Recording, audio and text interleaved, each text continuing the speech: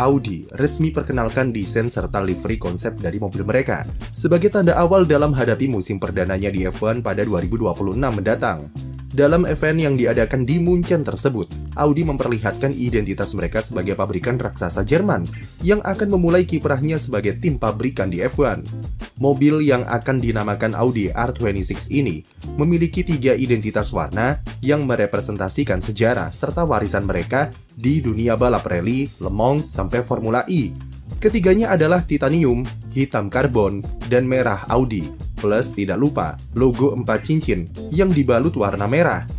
Dari depan, mobilnya nampak begitu elegan karena terlihat warna titanium yang dominan dan banyak orang jadi teringat dengan McLaren Silver di musim 2007 dan 2008. Dari samping dan atas memang agak aneh karena pemisahan warnanya sangat kaku, membuat mobilnya seperti terpisah menjadi 2 bagian. Lebih bagus livery ketika pengumuman Audi gabung F1 pada 2022 silam daripada versi yang terbaru kemarin. Tapi mengingat ini masih preview atau konsep, tentu liverynya belum final karena belum adanya tempelan sponsor dan akan ada beberapa perubahan saat diluncurkan secara resmi pada Januari mendatang. Perjalanan Audi akan dimulai pada 2026 bersamaan dengan diterapkannya regulasi baru yang memang dibuat untuk mengakomodasi pabrikan raksasa ini untuk bergabung ke F1. Audi sendiri sepakat gabung ke F1 pada pertengahan musim 2022 setelah negosiasi yang cukup lama dengan FIA serta tim F1 soal kebutuhan-kebutuhan apa saja yang diperlukan dalam regulasi baru. Sebelum ini bahkan ada Porsche yang juga berminat untuk gabung. Namun, di detik-detik akhir mereka memilih mundur karena tidak menemukan tim yang bisa diajak kerjasama plus birokrasi yang rumit. Sementara Audi yang bergerak diam-diam di balik layar, mereka ternyata sudah buat kesepakatan dengan Sauber untuk akuisisi tim asal Swiss tersebut untuk join F1 pada 2026. Berbagai persiapan kemudian mulai dilakukan Audi, seperti memperluas fasilitas mereka di Nürburgring, serta buat fasilitas baru di Inggris, agar bisa akomodasi pengembangan mesin F1 yang masif, sampai membantu Sauber dalam merekrut orang-orang berkualitas. Mereka sudah lakukan riset mendalam soal mesin generasi saat ini, dan sampai membuat prototipe mesinnya untuk buktikan kesiapan Audi dalam hadapi F1. Tentunya perjalanan Audi tidaklah mulus karena banyak sekali tantangan yang melintang sejak 2022 sampai sekarang. Salah satunya adalah aspek finansial dengan pasar otomotif Eropa yang sedang lesu karena serbuan mobil listrik dari Tiongkok yang sebabkan penjualan Audi turun drastis.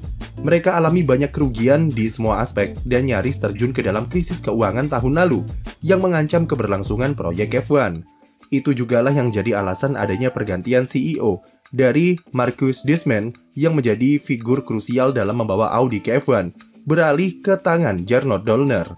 Untungnya Dollner memiliki pandangan yang sama dan tidak berniat mengutak-atik proyek F1 yang sudah terlanjur berjalan.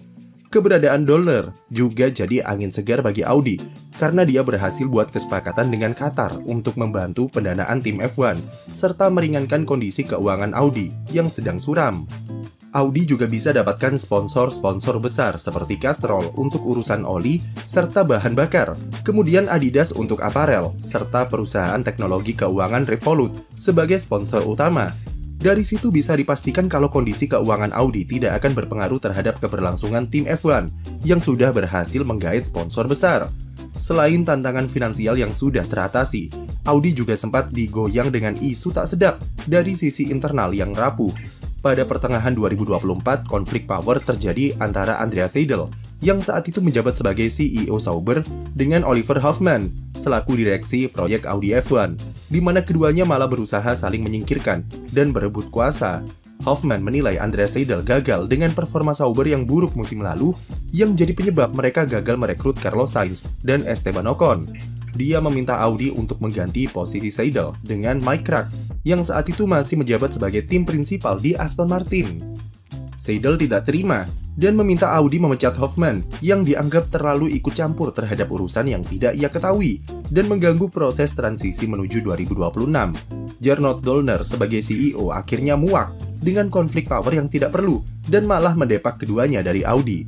Solusi cerdik dilakukan oleh Dollner karena setelah itu dia berhasil memboyong 2 figur senior serta sangat berpengalaman di F1, yaitu Mattia Binotto dan Jonathan Whitley ke timnya. Binotto yang terkenal sebagai engineer mesin yang jenius selama di Ferrari, tentu menambah kapabilitas Audi dalam pengembangan mesin regulasi baru yang sebelum kedatangannya alami banyak sekali kendala. Binotto diplot sebagai CEO serta kepala operasional di dalam tim Audi F1, yang dengan pengalamannya akan sangat membantu kiprah mereka nanti. Hasil kerja mantan tim prinsipal Ferrari ini sudah terlihat dengan mesin Audi yang dikabarkan jauh lebih baik daripada prediksi awal dan bisa mencapai tenaga yang tembus 540 sampai 550 horsepower, yang notabene ini sudah jadi batas minimal dari power output yang dibutuhkan di mesin regulasi baru. Kemudian Jonathan Whitley, yang merupakan salah satu figur senior yang sudah membangun Red Bull dari nol sampai meraih belasan gelar juara dunia, diberi jabatan tim prinsipal di Audi.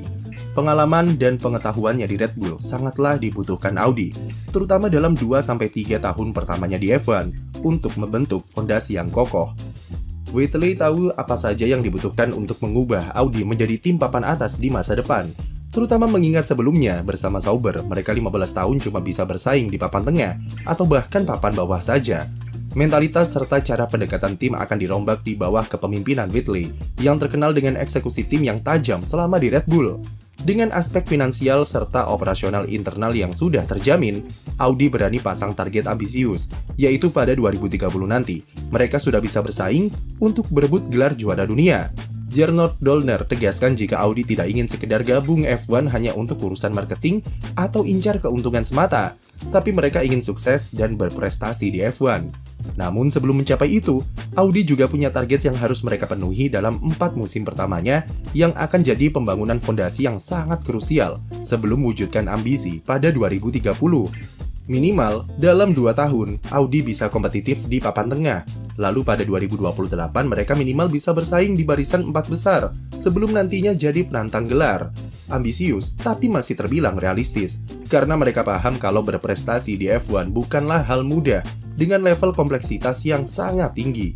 Mattia Binotto berpendapat kalau Audi punya keuntungan teknis karena punya kendali penuh terhadap pembuatan sasis, serta power unit sebagai tim pabrikan. Tapi itu sekaligus jadi PR besar, mengingat kapasitas dari fasilitas bekas Sauber di Hinwil belum sepenuhnya memadai untuk produksi mobil kompetitif, dan departemen aerodinamika di sana masih lemah. Inilah kenapa Audi masih sangat gencar menebar loker kepada para engineer-engineer berbakat di F1, dan membujuk mereka agar mau pindah ke Swiss. Jumlah karyawan Audi untuk F1 sekarang sudah menyentuh lebih dari 500 orang, dan ditargetkan bisa mencapai 1.000 karyawan pada 2026 nanti.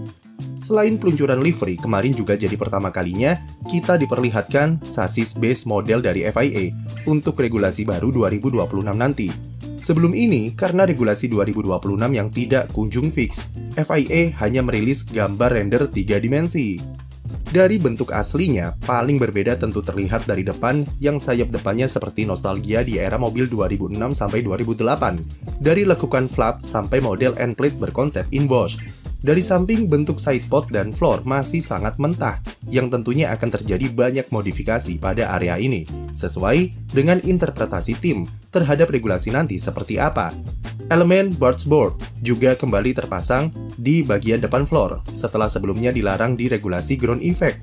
Bedanya adalah jika board versi sebelum 2022 terkenal dengan desainnya yang sangat rumit, pada regulasi 2026 bentuknya akan sangat dibatasi dan berfungsi untuk jaga aliran angin tetap mengalir ke dalam atau inwash.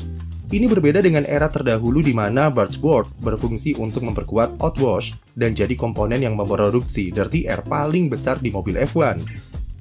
Sayap belakang juga kembali ke bentuk end plate terpisah seperti mobil F1 era sebelum ground effect, dan tidak akan ada lagi DRS mulai 2026. Peran DRS sebagai alat bantu overtaking akan digantikan oleh override mode yang akan berikan tenaga ekstra dari baterai yang akan bantu pembalap ketika menyalip ataupun bertahan. Sementara aeroaktif yang bisa membuka flap sayap belakang dan sayap depan di lurusan, fungsinya bukan lagi untuk overtake, tapi untuk membantu pembalap dalam efisiensi energi mesin dan baterai. Ini masih base model, dan tentunya desainnya akan berbeda di setiap timnya ketika mobil terjun ke tes pramusim nanti, terutama di bagian floor serta sidepod.